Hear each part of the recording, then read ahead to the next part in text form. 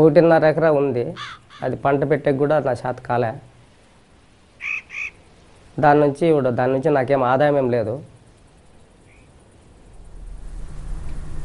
బొంతని బీదరికంలోనే కాలం వేసుకుంటా వచ్చే కాలాలు అవి. చాలా కష్టకాలాలు. నేను అమలీ పని చేస్తూ ఉంటే నా భార్య కూలి చేసినా కూడా మాకు ఇంట్లో తినేకి ఒక పూట పోకపోతే తినేకి అట్లా మా పరిస్థితి ఉండింది.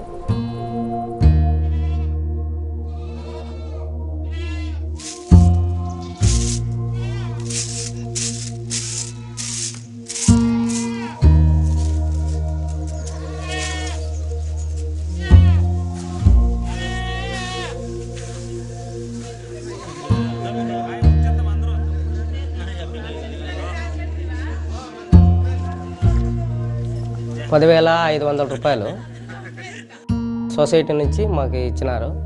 ఆ రోజు 4 మేకలు తీసుకోంటే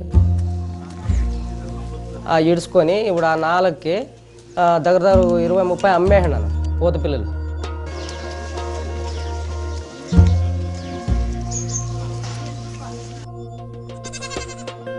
నేను కూలి పోయి పిల్లల్ని పోషించుకొని గ్రామశ్రీ సొసైటీలోకి చేరినాక బాగా పొదుపు చేసుకుంటా మేకలు కొంటమే, తిరిగి కెట్టుకుంటా మేకలు కొనుక్కుంటా సంసారానికి ఫ్యామిలీకి పెట్టుకుంటా కూలిపోకుండా మా సంసారం బాగా జరుపుకుంటా ఉన్నామన్న.